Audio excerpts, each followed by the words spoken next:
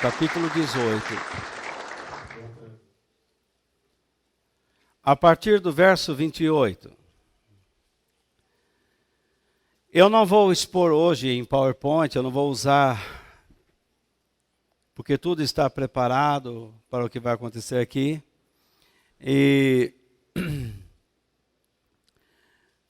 eu quero dar uma palavra de instrução a vocês. E de alerta. Na verdade, eu quero falar do Evangelho.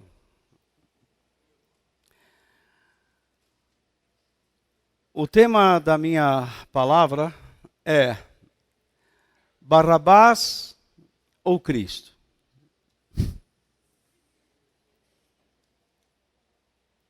Quem é o Barrabás aqui? É você?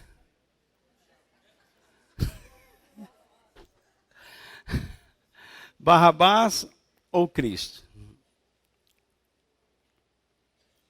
A partir do verso 28, diz assim a palavra de Deus. Depois, levaram Jesus da casa de Caifás. Caifás era o sacerdote, o principal entre eles, para o palácio do governador romano, que era Pilatos. Já era de manhã cedo. Os líderes judeus não entraram no palácio porque queriam continuar puros conforme a religião deles.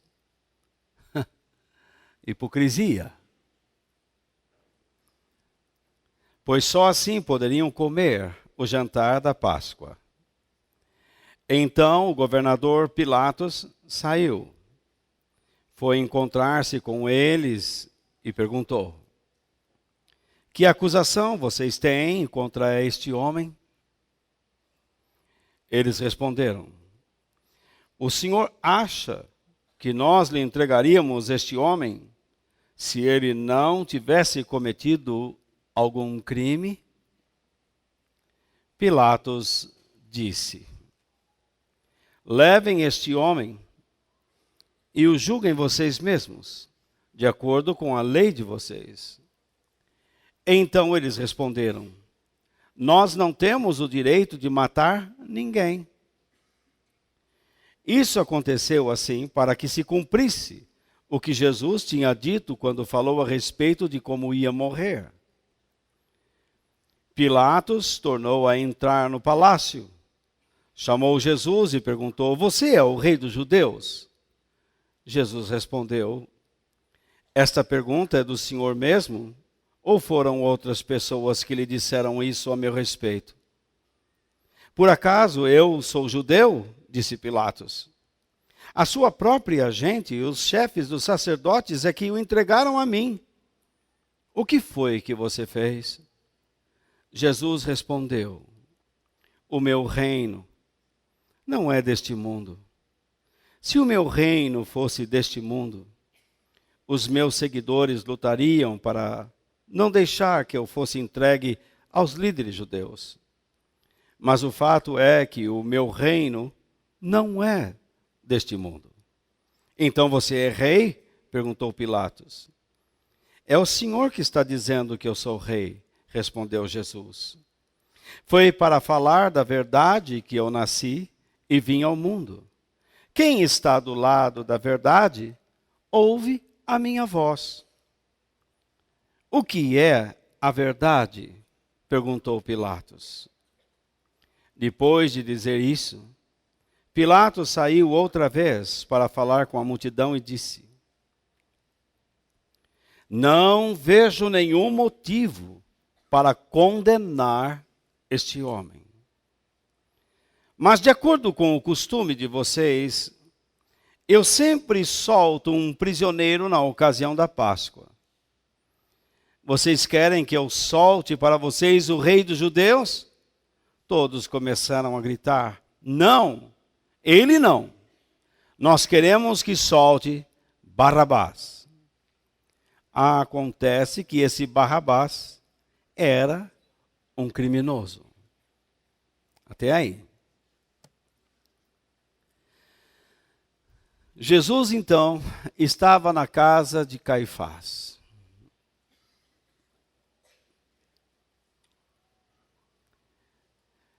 Ele havia sido empurrado para lá após Herodes não ter visto nenhum crime em Cristo.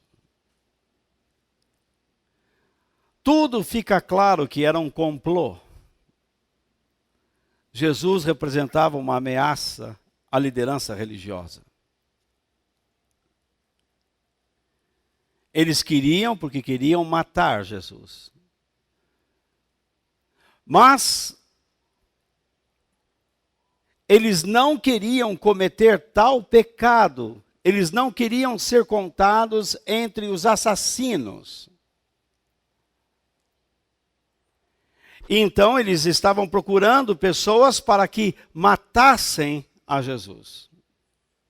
Dá para entender? Eles sabiam que sabiam quem Jesus era. Tinham toda a certeza.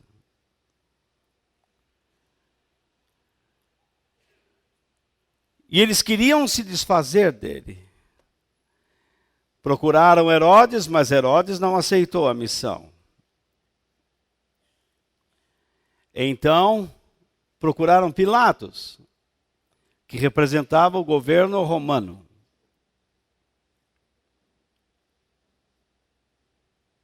Pilatos também não viu nenhum crime na vida de Jesus.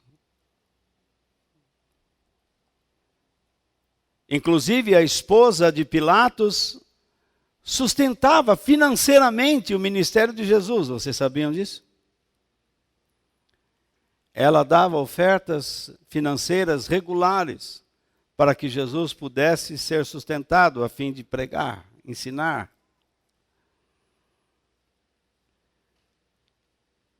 Mas aqueles líderes, não está nesse texto, mas em outros textos eles disseram: Pilatos, você não vê crime nele? Ele prega um Deus. Ele prega um reino. Ele diz que é rei, o nosso único rei é César. Pilatos lavou as mãos e entregou Jesus a eles. E a lei romana estabelecia que ele teria que ser crucificado. Muito bem. Então nós lemos o texto e diz mais ou menos isso. Eu não vou ficar entrando em coisas mais profundas, eu vou discorrer. Eles disseram que, o texto diz que era costume deles soltar um prisioneiro no período da Páscoa. Como Pilatos viu que Jesus era inocente, Herodes viu que Jesus era inocente, os sacerdotes viram que Jesus era inocente. Um estava empurrando para o outro.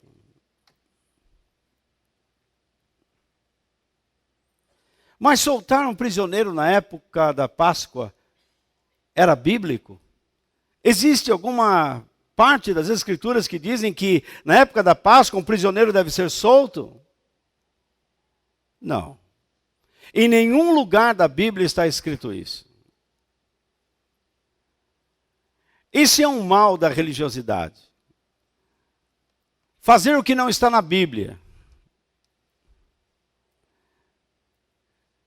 E cumprir os desejos perversos do seu coração.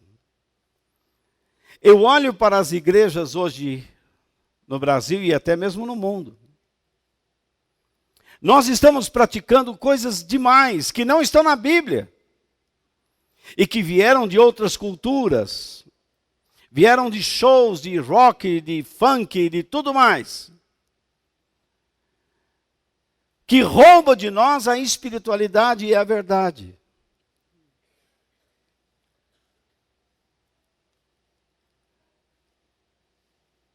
E o que está na palavra de Deus nós não praticamos. Imagine, os líderes religiosos deveriam ser o exemplo para aquelas pessoas que diziam que amavam a Deus, mas eles eram os primeiros a serem hipócritas, mentirosos, perversos. Em outros textos da Bíblia está escrito que eles incitaram a multidão a gritar o nome de Barrabás. Pilatos, ele agiu simplesmente como um político. Algumas pessoas dizem que Pilatos foi tão bonzinho. Pilatos não era nada de bonzinho. Ele era um sanguinário assassino. Ele foi um dos maiores assassinos dentro do Império Romano. Inclusive, quando ele chegou em Israel para governar, ele já chegou matando pessoas. Centenas de pessoas. Os judeus, inclusive os líderes religiosos, tinham ódio dele. Tinham tanto ódio dele como ódio de Herodes. Herodes contemporizou as coisas um pouco construindo um templo. Mas mesmo assim não era um homem que os judeus olhavam para ele e diziam, que homem maravilhoso. Não, eles tinham ódio. Mas para matar a verdade, eles se uniram. É o que acontece hoje em dia. Nós queremos tudo. Nós fazemos uma reunião numa igreja para nos divertir, para dançar, para pular, para gritar, para fazer tudo, menos servir a Deus, menos buscar a verdade. Nós queremos uma religião que encha a nossa mente de misticismo, que tente dizer para nós, você está seguro, você vai ser próspero, você vai ganhar dinheiro. Você quer ganhar dinheiro? Vai estudar e trabalhar. Não fica pedindo a Deus dinheiro porque não dá.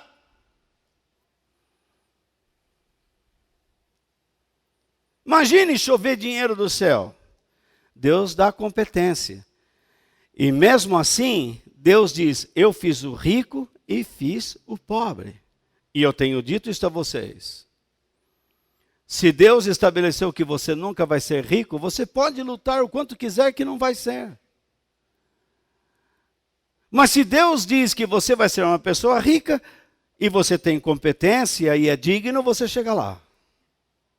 Mas uma coisa Deus promete para todos, provisões. Desde que nós busquemos primeiramente o seu reino e o modo como Ele quer que vivamos. O que Deus espera de nós é que nós tenhamos uma vida digna, verdadeira. Mesmo sendo imperfeitos. Que nós tenhamos compromisso com Ele, compromisso com a sua vontade. Vocês estão comigo? Parece que vocês estão fora do fuso ou sou eu?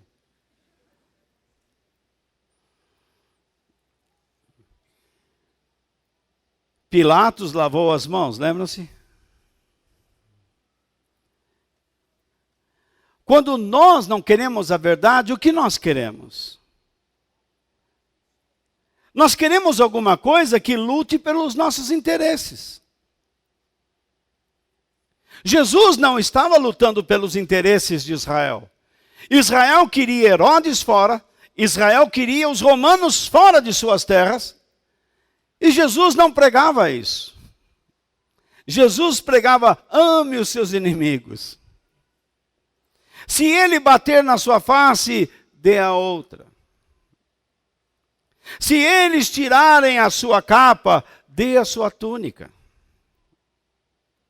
Se eles obrigarem vocês a andar 1 milha, ande com eles 2.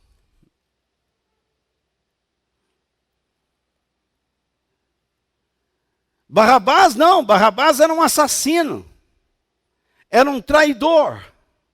Que, historicamente, era odiado pelos próprios judeus, porque ele criava problemas para a sociedade judaica. Ele fazia com que os romanos perseguissem as famílias, os filhos. Eles criavam um tipo de pressão violenta contra a sociedade por causa desse revolucionário, desse terrorista, assassino, Barrabás. O seu nome significa filho do pai. Porque em hebraico, bar é filho e Abba, pai. Você se lembra do versículo que diz que o Espírito de Deus nos ensina o quê? A falar com Deus e reconhecê-lo como papai, Abba, pai, papaizinho. Jesus, em toda essa história, ele era o inocente. E todos sabiam disso. E como todos sabiam que ele era inocente, e pediram a sua punição, o pecado de toda essa turma se consumou. O fato deles todos saberem que Jesus era inocente, que ele não pregava contra Roma, que ele ensinava um modelo elevado de vida, o fato deles não aceitarem isto, o pecado foi consumado na vida deles. O que adianta pessoas estarem dentro da igreja? O que adianta você tocar? O que adianta você cantar? O que adianta pregar? O que adianta ensinar? O que adianta frequentar? Se eu não amo a verdade, se a minha vida não muda, se eu não estou crescendo espiritualmente na graça e no conhecimento de Cristo. Se sequer eu medito na palavra de Deus, como uma pessoa pode exercer uma função sem entender o que faz? É como eu estava ensinando terça-feira. As pessoas aprendem como tocar, aprendem como cantar, aprendem como pregar, aprendem como ir na igreja, aprendem como fazer isso e aquilo, mas não querem aprender por que fazem o que fazem. Qual é a razão, qual é o motivo pelo qual você está aqui? O motivo pelo qual eu estou falando estas coisas a você é porque por trás de mim e dentro de mim há um Deus muito grande, infinito, poderoso e criador de tudo que há.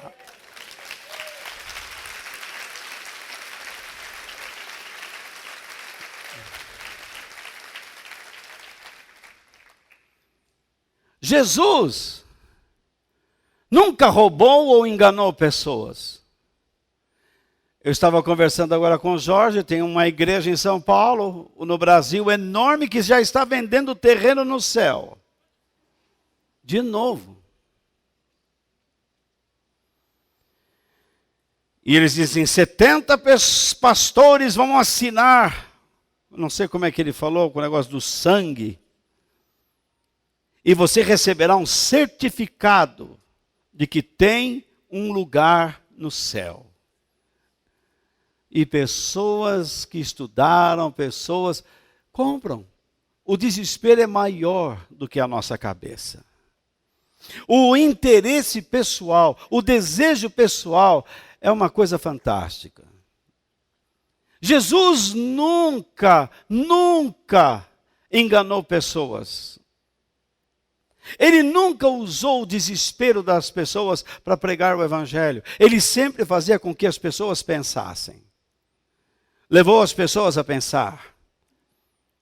E à medida que as pessoas pensavam, Jesus sempre os abençoava. A bênção de Deus não significa que tudo está às mil maravilhas na sua vida. Esse é um grande erro. Você quer que eu prove isso para você? Responda para mim se Abraão teve uma vida de mar de rosas. Hã? Teve? Não teve. Mas ele foi abençoado? Foi. Muito bem. Vamos pensar em outro. Jacó. Você que conhece um pouco mais a Bíblia. Jacó teve uma vida tranquila? Não. Mas ele foi abençoado? Sim. E José?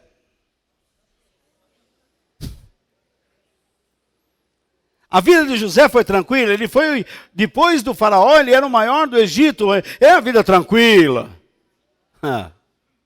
Você sabe o que ele passou? Ele foi abençoado? Foi. E Moisés? Vida tranquila, né? Jejuar 80 dias, você imagina? guiar um povo rebelde pelo deserto 40 anos e chegar às portas da terra prometida e Deus dizer para ele: você não vai entrar. Mas ele foi abençoado. Foi. E Josué, que o substituiu. Que vida tranquila. Josué, você vai entrar nessa terra e vai guerrear. Mas como eu vou guerrear com um povo que não tem nem arma? Ele foi abençoado? Foi. Ele, Caleb, e assim por diante. E Davi? Davi não sofreu? E não foi abençoado? Não tem ninguém. Você não vai olhar a história de ninguém na Bíblia que foi abençoado por Deus e não sofreu. Então, como é que a igreja pode pregar que uma pessoa abençoada não sofre? Porque são mentirosos. Jesus foi a pessoa mais abençoada que este mundo já viu. E sabe como que a palavra de Deus o classifica? Como um homem de dores, de lágrimas. Você nunca leu nas Escrituras que Jesus deu uma gargalhada. Mas você lê que ele sofreu, ele chorou.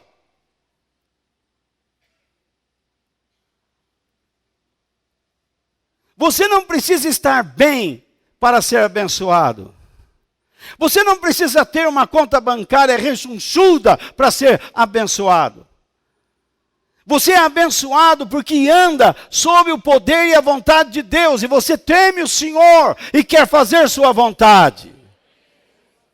E Deus tem prazer na sua vida. Eu expliquei lá em Israel para o pessoal.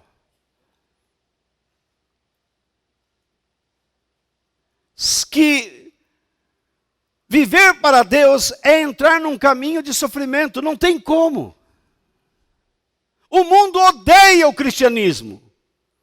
O mundo odeia Jesus. O mundo odeia a Deus. O mundo odeia a Bíblia. Inclusive muitos cristãos têm vergonha da palavra de Deus. Graças aos céus e aos inteligentes que criaram softwares. Porque agora você pode trazer a Bíblia no smartphone. Porque assim ninguém sabe quem você é.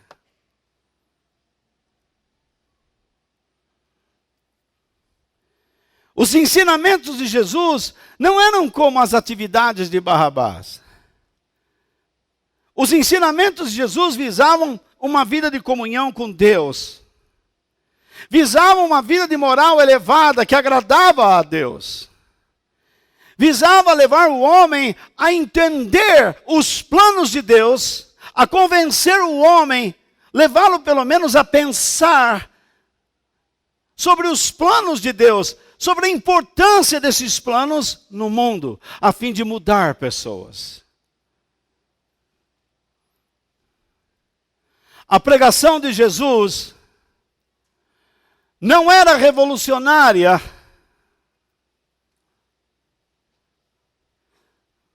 A pregação de Jesus não era revolucionária. E nem egoísta.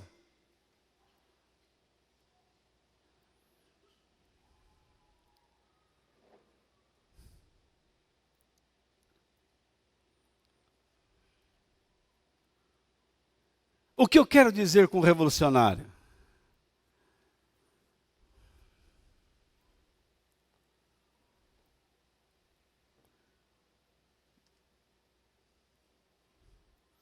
A pregação de Jesus não visava levar as pessoas a uma guerra.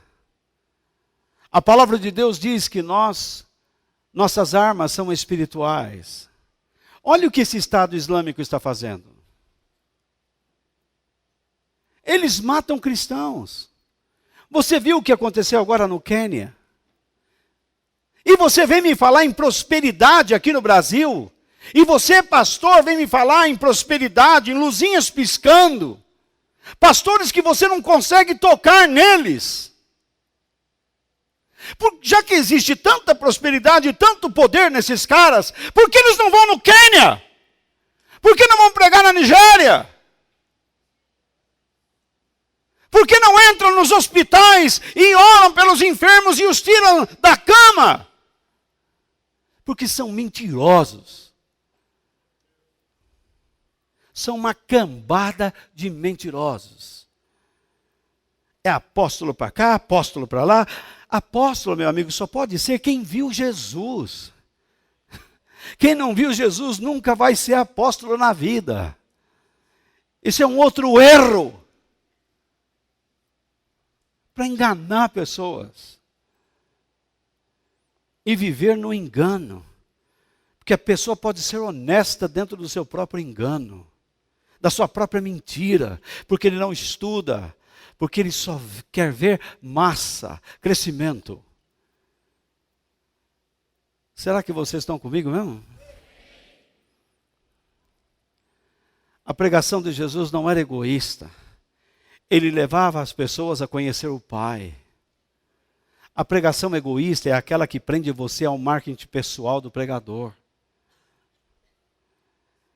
O pregador aparece, depois ele desaparece atrás das cortinas, por uma porta que você não vê, e fica aquela sombra de mistério. Eu me lembro que eu era pastor de uma igreja, e eles começaram a implantar dentro daquela igreja algumas coisas que eu disse, isso não vem de Deus. Um dia um pastor colocou uma roupa preta, uma cruz branca, luzes estroboscópicas e luz negra, e ele apareceu, e aquela luz piscando na cruz, e ele levantando a mão, e a mão fazia assim, e todo mundo... No outro dia, eu entreguei minha carta de demissão. Falei, aqui eu não fico. Para que eu vou brigar com vocês? Eu estou buscando uma coisa séria. Eu não estou no circo de Soleil.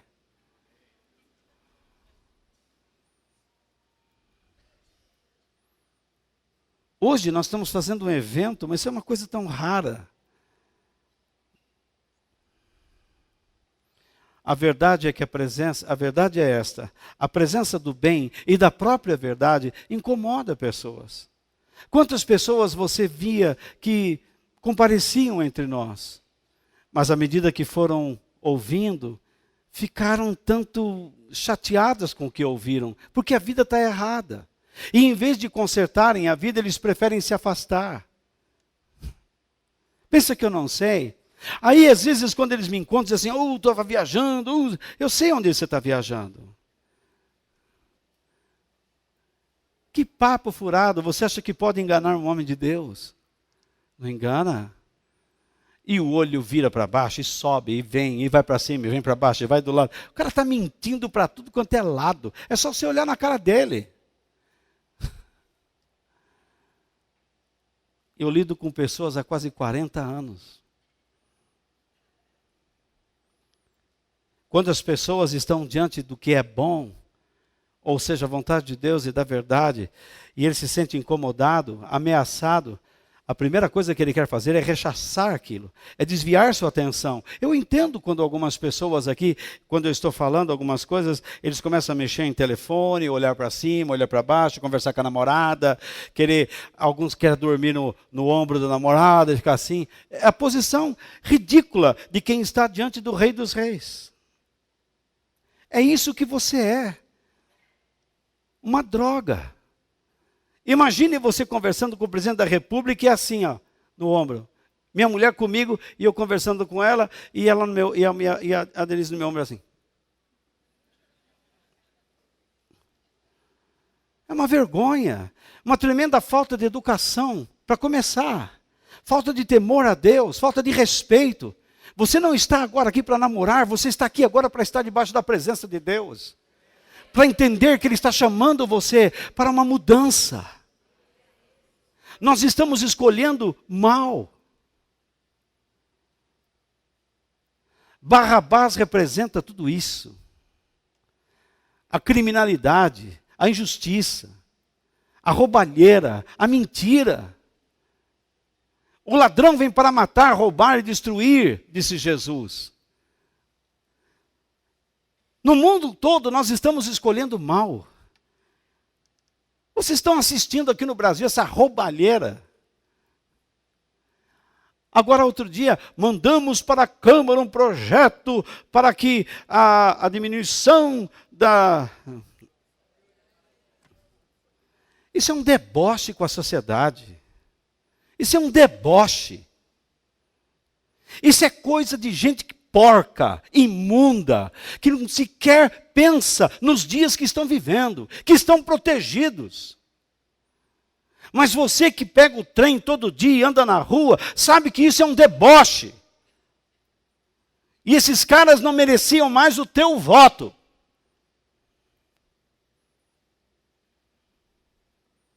Que adianta tirar 18 para 16? Isso é 6 e meia dúzia. Tem que pagar na forma da lei, não importa a idade. Quem tem condições de colocar um cara dentro de um carro amarrado, quem tem condições de olhar e mirar na cara de um fulano, é crime de onda e tem que pagar. Tem que ser punido. E as favas, esses advogados dos direitos humanos, por que eles não vão defender direitos humanos em Cuba? Já que existe essa inter-relação galáctica.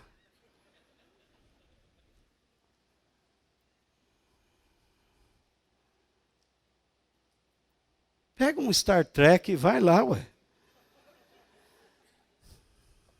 Na verdade, quando nós escolhemos Barrabás, como aquele povo escolheu, nós demonstramos a nossa condição humana.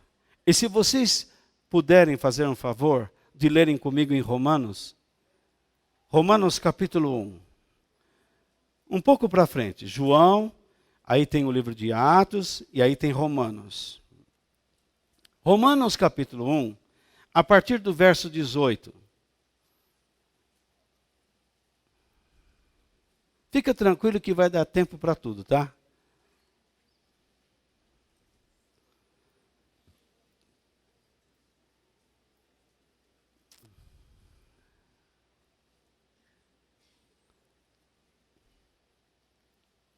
Romanos capítulo 1, versículo 18. Acharam? Veja só. Do céu, Deus revela a sua ira. Sabe o que é ira? Não é que Deus está matando pessoas. Ele está desprezando, rejeitando. Do céu, Deus revela a sua rejeição ou ira contra todos os pecados e todas as maldades das pessoas que, por meio das suas más ações, não o quê? Não deixam que os outros conheçam a verdade a respeito de Deus.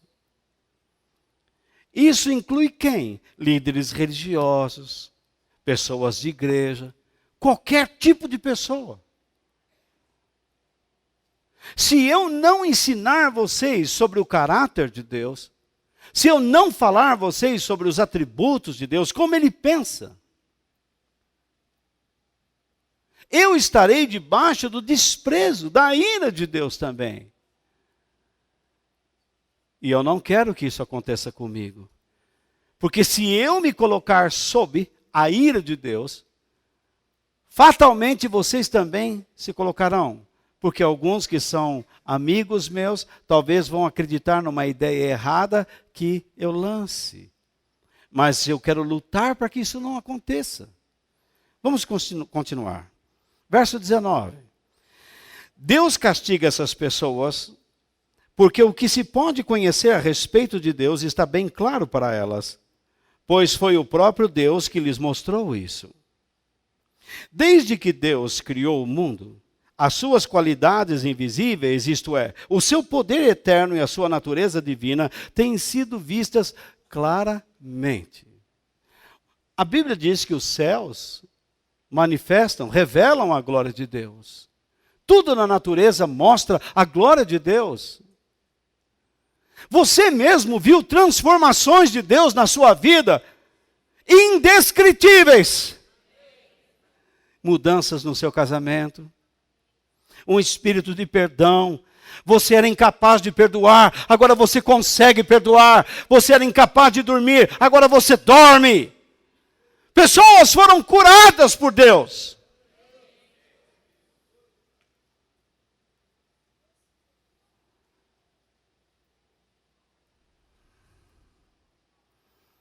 Os seres humanos podem ver tudo isso nas coisas que Deus tem feito. E, portanto, eles não têm desculpa nenhuma. Eles sabem quem Deus é, mas não lhe dão a glória que ele merece e não lhe são agradecidos. O que é dar glória a Deus? Crente pentecostal, vamos dar uns glória aí, vamos lá, glória, glória, glória. Isso não é glória, gente. Ficar berrando numa igreja, eu já participei disso, eu já fui do sapatinho de fogo, hein? E já fui do requequé, eu era pregador disso. Me arrependo, irmãos, porque eu cometi esse grande pecado. Todos os dias, quando vou estudar a Bíblia, eu peço a Deus que me perdoe. Porque eu só incentivei pessoas a se emocionar. E não a pensar como Jesus fazia. Jesus nunca perguntou às pessoas, como é que você está se sentindo? Mas ele diz, você está compreendendo?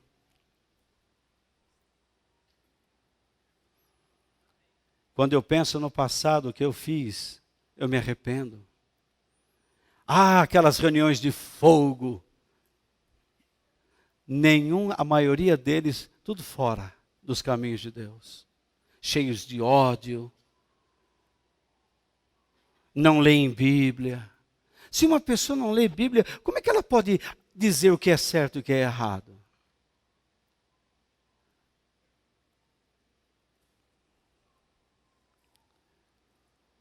Pelo contrário, os seus pensamentos se tornaram tolos e a sua mente vazia está coberta de escuridão. O que é escuridão? Ignorância. Não sabe o que crer, não sabe o que pensar. A vida está rolando. Ele está olhando do lado e tudo está acontecendo e ele não entende. Eles dizem que são sábios, mas são tolos. Quando uma pessoa começa então a perceber que a sua vida está ruindo, e ele não conhece a Deus, o que ele faz? Desesperadamente ele vai buscar a divindade, e ele se apega em qualquer coisa que vê.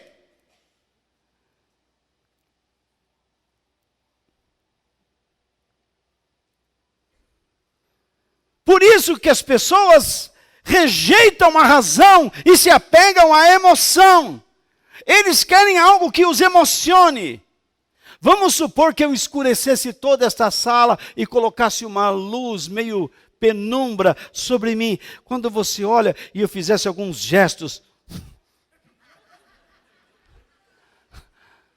com certeza você ia dizer, ele é um santo. Eu não sou, não. Eu sou tão pecador quanto você. E pior, terei que prestar contas mais altas do que você a Deus. Verso 23. Em vez de adorarem ao Deus imortal, adoram ídolos que se parecem com seres humanos, ou com pássaros, ou com animais de 4 patas, ou com animais que se arrastam pelo chão. Por isso Deus entregou os seres humanos aos desejos do coração deles para fazerem coisas sujas e para terem relações vergonhosas uns com os outros. Quando eu falo para vocês, tome cuidado, jovens, esse negócio de ficar.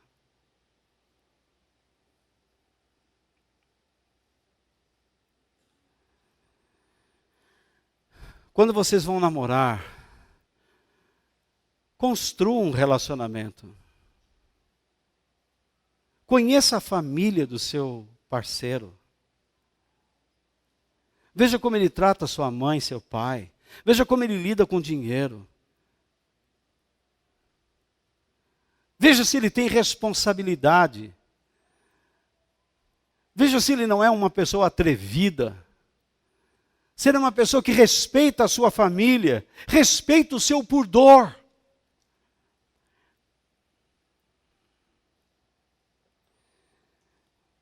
Para que o envolvimento não seja vergonhoso. Quando vocês se relacionam, vocês têm amizade e namoro, vocês têm que construir um relacionamento que, se possível for, chegará ao casamento. Mas quando você chega lá, você conhece muito mais a pessoa. Isso não quer dizer que você não terá problemas. Mas você conhece mais. Muitos chegaram a se casar e lá dentro do casamento descobriram com quem se casaram. E depois não souberam suportar. Suas vidas estão em verdadeiro inferno.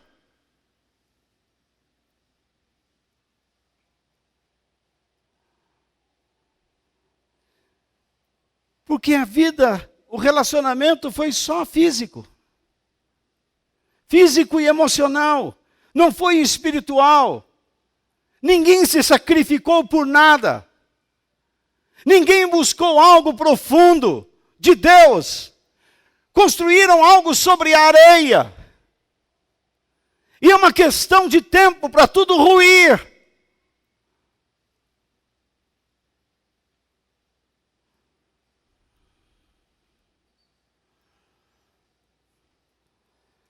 E ele continua.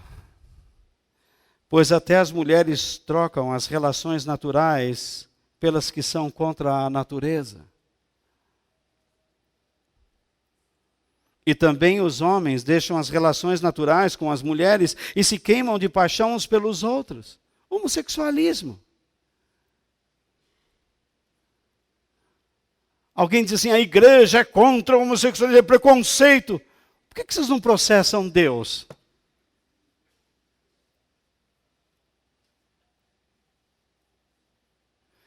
Deus diz, vou criar o homem e a mulher. Vocês vão se unir, vão ter filhos e se multiplicar, enchendo toda a terra. Vamos supor, Alexandre, que você se case com o Paulo. Afinal, você está lindo nesse vestido.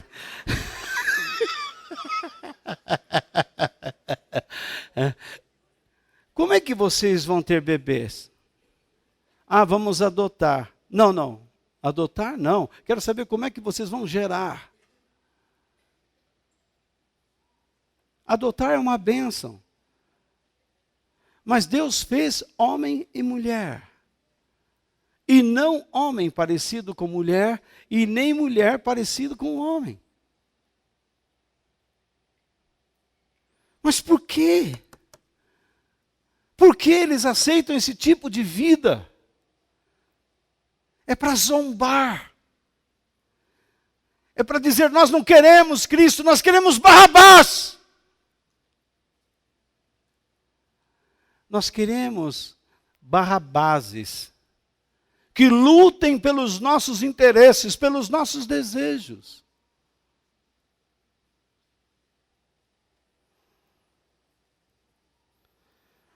Homens têm relações vergonhosas uns com os outros e por isso recebem em si mesmos o castigo que merecem por causa dos seus erros. E como não querem saber do verdadeiro conhecimento a respeito de Deus, Ele entregou os seres humanos aos seus maus pensamentos, de modo que eles fazem o que não devem. Estão cheios, olha o que gera, olha o que o pecado gera numa sociedade.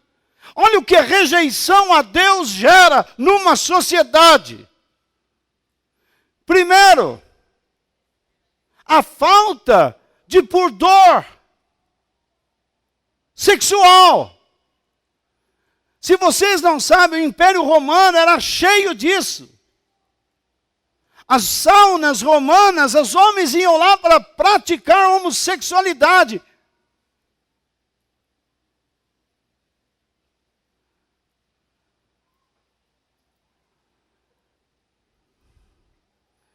Mas não é só isso. Se você continuar o texto, a Bíblia fala por si mesmo e ela é a verdadeira pregação da verdade. Estão cheios de todo tipo de perversidade, maldade, ganância, vícios, ciúmes, crimes de morte, brigas, mentiras e malícia, caluniam e falam mal uns dos outros, têm ódio de Deus e são atrevidos, orgulhosos e vaidosos, inventam maneiras de fazer o mal, desobedecem aos pais, são imorais, não cumprem a palavra, não têm amor por ninguém e não têm pena dos outros. Este é o retrato da sociedade romana, mas você julgaria não ser o retrato da nossa?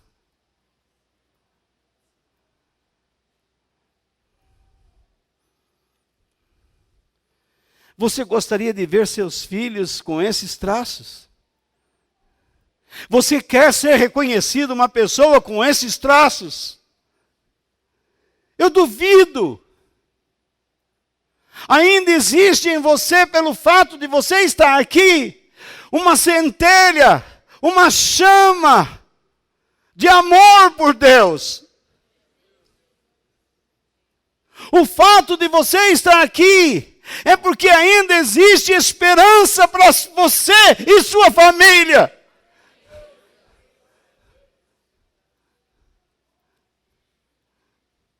Porque Deus está trabalhando em você. Deus está trabalhando no seu coração e tentando mostrar como Ele é grande, como Ele é poderoso. E o texto ainda diz: eles sabem que o mandamento de Deus diz que aqueles que fazem essas coisas merecem o quê? A morte. Mas aí vem uma conjunção adversativa.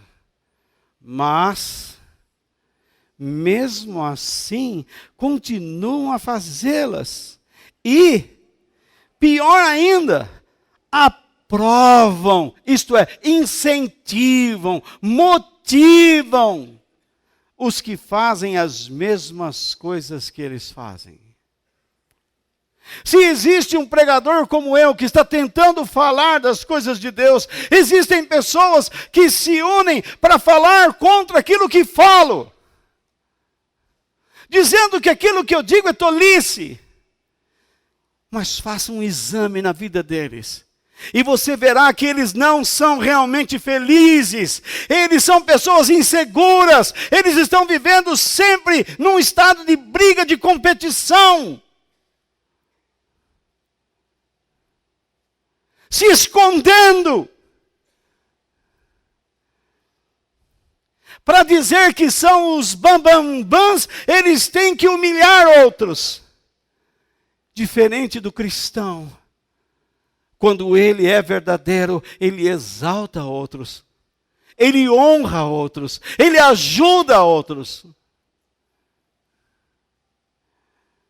O mundo odeia o cristianismo. O mundo odeia a igreja, odeia a palavra de Deus.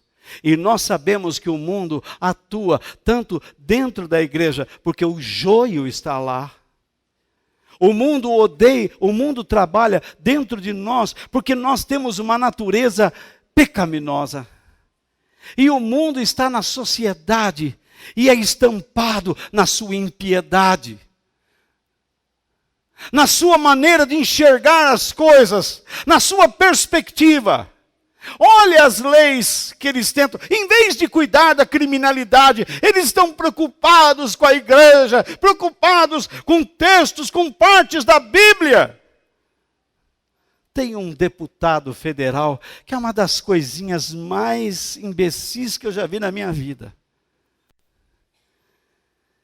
Queria que se extraísse da Bíblia textos.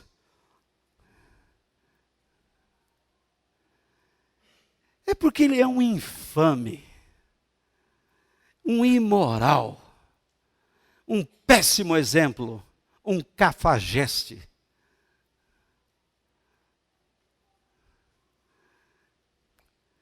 Você deve amar a igreja, porque enquanto existir uma igreja verdadeira em algum lugar,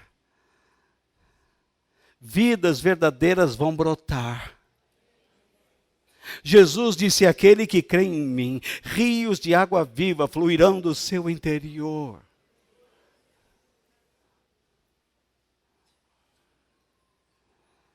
Olhe para o seu passado e vê se você não tem vergonha.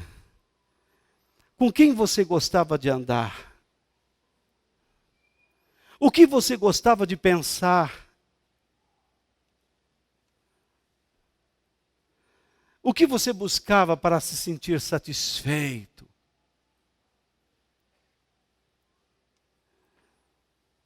Qual era o seu verdadeiro desfrute da vida? De repente, Jesus entrou em você. E você percebeu que aqueles pensamentos só te prejudicavam. Você percebeu que com quem andava, você não encontrava nada de bom.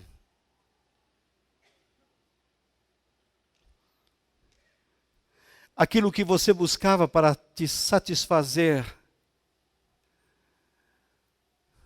revelava a sua demência,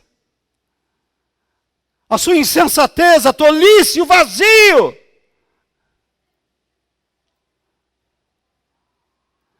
Mas de repente você se tornou uma nova criatura. E as coisas velhas se passaram, e eis que tudo se fez novo.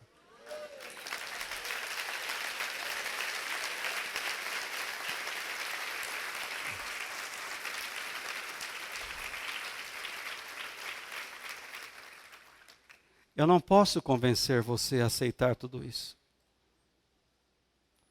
É Deus mesmo. Eu tenho certeza que alguns aqui não vão aceitar nunca o que eu estou dizendo.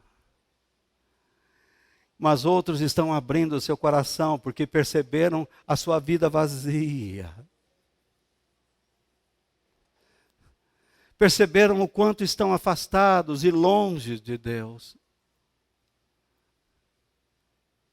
Alguns até fazem coisas para Ele, mas sem Ele.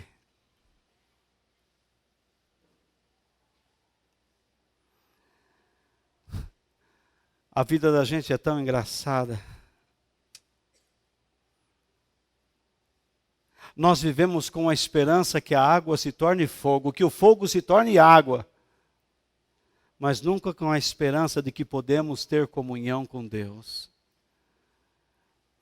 É mais fácil para nós observarmos a NASA criando um foguete para chegar em Marte, levando pessoas para lá, do que acreditarmos que podemos ter comunhão com Deus. Quantas pessoas aqui você conhece que realmente têm comunhão com Deus? Elas influenciam suas vidas. As palavras que saem de suas bocas, você percebe que não são delas, vêm do Espírito de Deus. Vem do coração do Pai. Elas não poderiam falar do modo que falam, sem a autoridade que possuem, se Deus não lhes tivesse dado.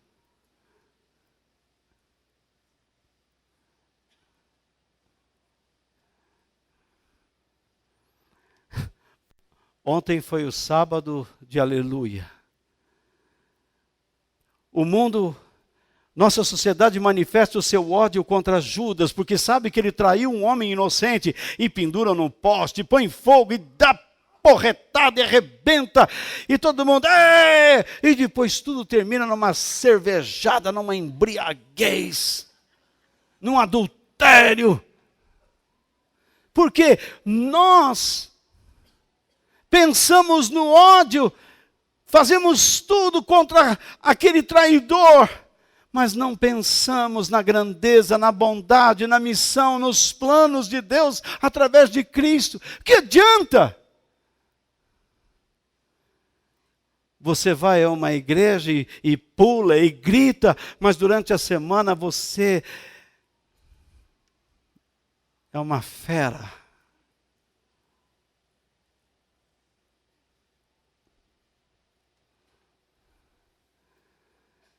Que adianta você carregar uma Bíblia só debaixo do braço, ou cantar alguns hinos, ou tocar algumas canções, se o teu coração não pensa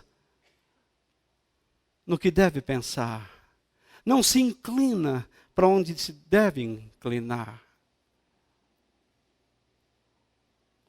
Você fez da sua vida cristã um ritual, um momento social, um momento místico que você não consegue deixar, porque se diz assim, se eu não for na igreja no domingo, na semana tudo vai dar errado. Mentira! Eu conheço gente que nunca foi na igreja e dá tudo certo. Mas se você se apegar a Deus, você vai ter problemas. Não caia nessa onda de ficar fazendo corrente para se livrar de problemas. Confie em Deus e vai. Segura na mão de Deus e vai. Se você não consegue andar na água e está afundando, grite por socorro e a mão de Jesus está lá te segurando e puxando para cima. Se você não consegue andar sozinho, Ele te ajuda. Mas para com essa onda. Tenha vergonha do seu passado, mas tenha prazer no seu presente. Tenha prazer no que Deus transformou você. Tenha prazer no que Deus fez na sua vida. Você é um privilegiado. Uma pessoa amada. Porque você não escolheu Barrabás. Você escolheu a Cristo.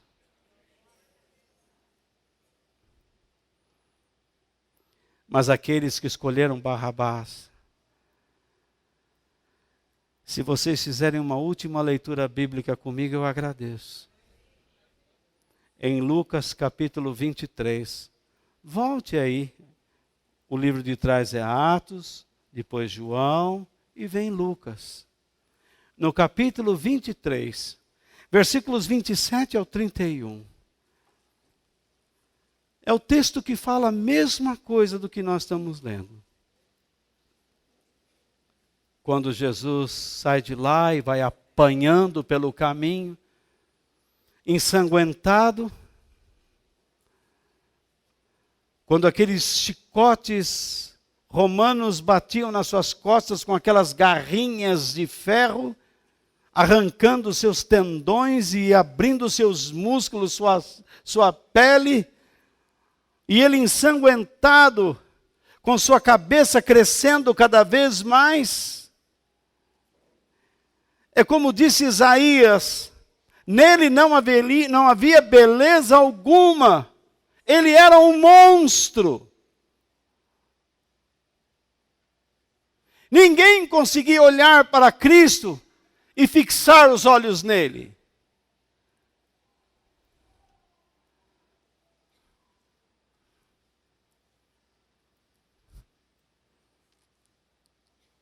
Diz,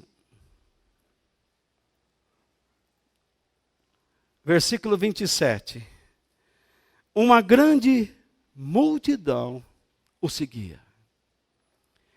Nela, na multidão, havia algumas mulheres que choravam e se lamentavam por causa dele. Jesus virou-se para elas e disse: mulheres de Jerusalém, não chorem por mim, mas por vocês e seus filhos. Porque chegarão os dias em que todos vão dizer: felizes as mulheres que nunca tiveram filhos, que nunca deram à luz e que nunca amamentaram. Chegará o tempo em que todos vão dizer às montanhas: caiam em cima de nós. E dirão também aos montes: nos cubram. Jesus estava apanhando e as pessoas chorando, e ele disse: não chorem por mim, chorem por vocês. Porque hoje vocês estão escolhendo errado. Vocês estão escolhendo os seus interesses.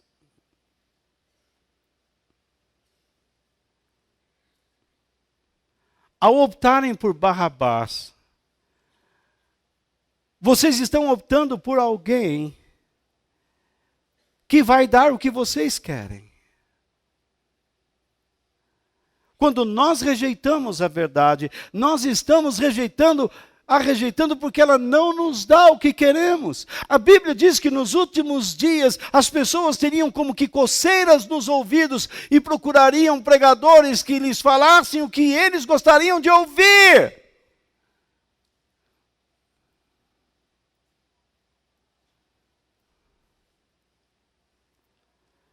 Quando Jesus diz felizes as mulheres que não tiveram filhos,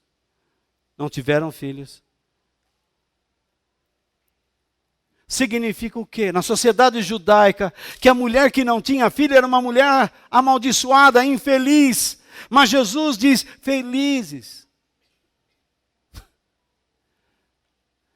Por causa da má escolha, vocês atrairão sobre si uma desgraça tão grande. Você já reparou como o povo judeu sofreu nesse mundo e sofre?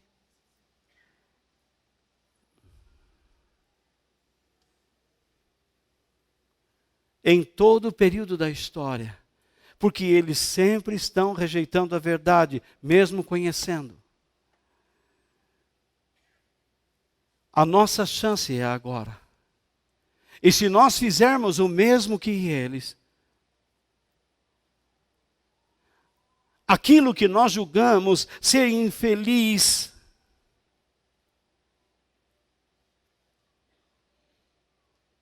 amaldiçoado,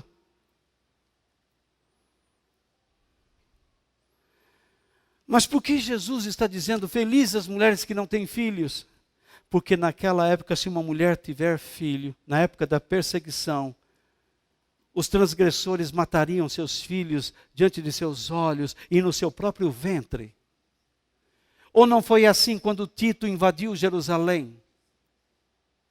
Não foi assim quando aconteceu com Hitler, que dizia para as crianças judaicas, entra no trem, vamos dar uma volta de trem.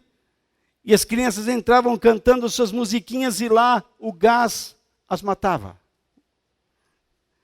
Vocês que estiveram naquele museu, vocês viram o que eu estou falando. O sadismo. E eu disse a todos vocês, tudo que vocês estão vendo é o retrato de seus próprios corações. Tire os olhos de Deus um segundo e é isso que vocês vão se tornar. Pessoas cruéis, sádicas. Como Barrabás.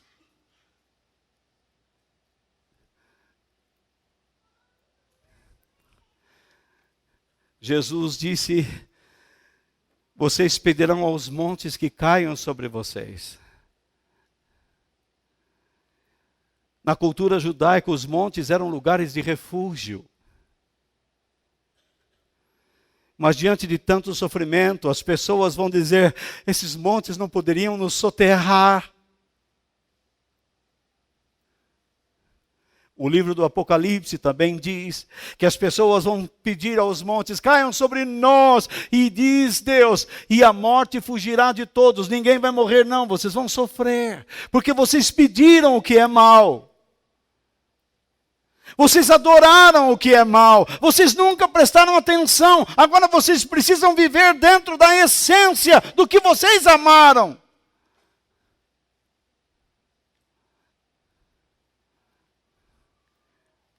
Dá uma olhada para a sua família. Dá uma olhada no lugar onde você trabalha. Veja se as pessoas se entendem. Quem você está odiando agora? Seu marido? Sua esposa? Seu pai, sua mãe? Seu amigo, colega? De quem você está sentindo raiva? Ódio?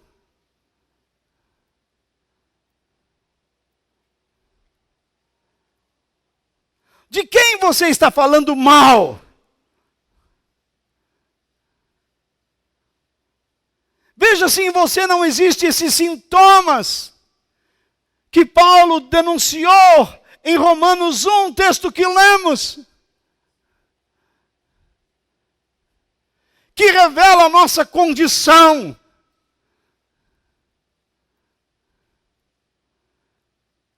Se você está praticando homossexualismo, masturbação, até que ponto você é feliz? Você não é. E você sabe que não é. E não adianta se apegar a esses movimentos, porque eles também não são felizes. Quem é feliz não precisa impor suas ideias, não precisa de leis para impor sua felicidade, não tem medo de preconceitos. Nós cristãos fomos perseguidos a vida inteira e seremos a vida inteira, mas graças a Deus que nos dá a vitória por meio de Cristo Jesus, nosso Senhor.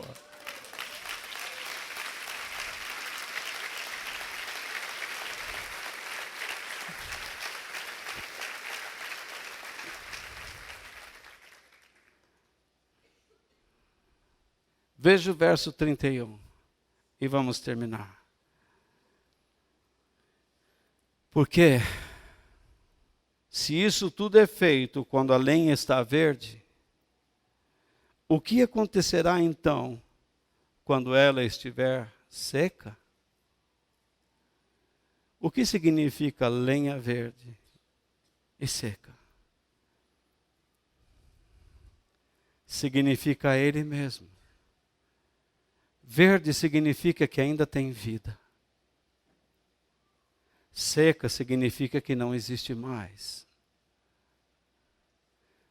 Se os homens são tão maus, enquanto Deus ainda está agindo neste mundo, imagine quando Ele tirar a mão. Se você está reclamando da sua vida, enquanto Deus ainda está agindo sobre você, imagine o dia que Ele deixar de agir na sua vida.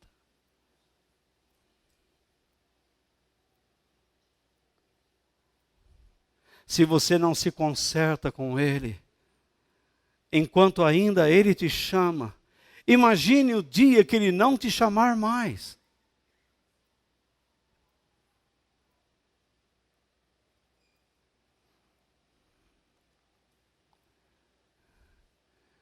E Jesus foi para a cruz.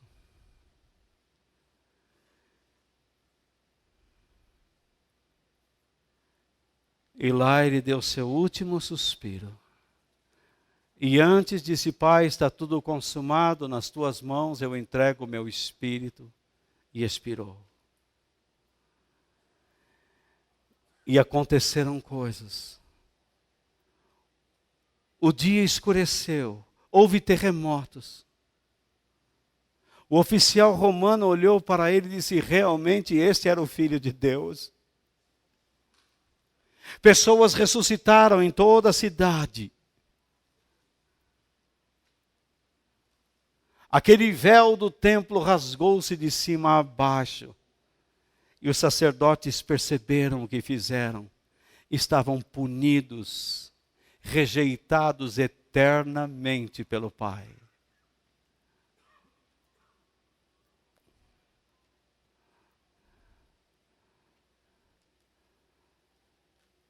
Jesus ficou no túmulo, mas cristãos ficaram do lado ali.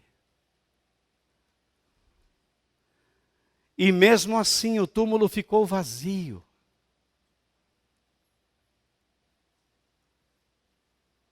Onde o colocaram? Ninguém o colocou em lugar nenhum. Ele ressuscitou. E Ele está vivo. Tão vivo. Ele pode aparecer e desaparecer. Ele disse: bem-aventurado Tomé, aqueles que não viram e creram. Eu não vi Jesus, mas eu criei. E eu sei que Deus está dentro de mim.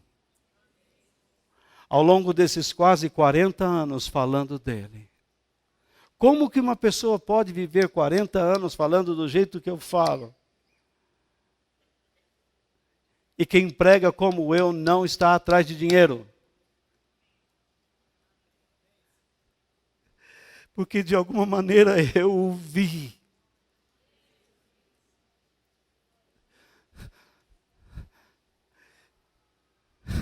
E eu sei que Ele está aqui.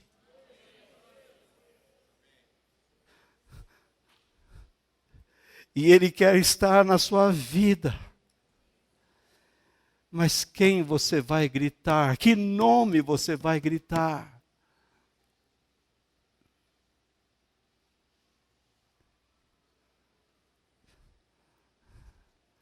O que você vai gritar? O nome daquele que pode fazer o que você tanto deseja? Ou o nome daquele que mostra a você o que você não quer fazer?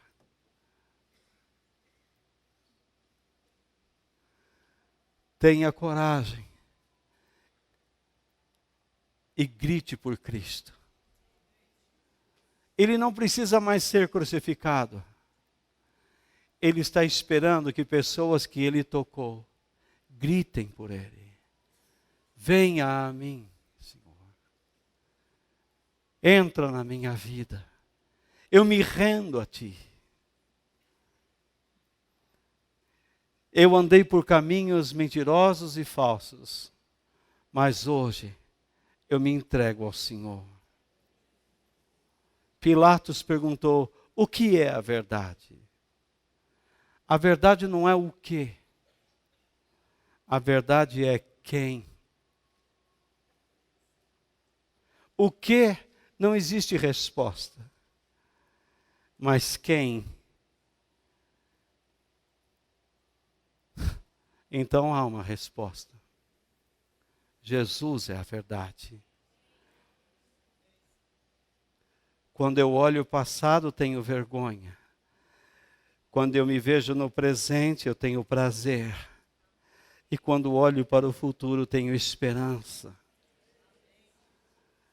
E me esforço para viver debaixo do seu poder, pois sei que Ele é a verdade e me julgará de acordo com a verdade, que é Cristo.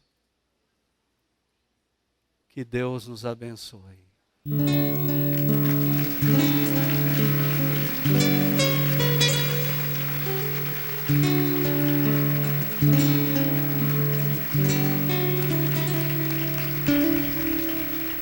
Quem no céu tenho eu além de ti e na terra em quem tenho mais prazer. Não há outro semelhante a ti, Senhor, és a minha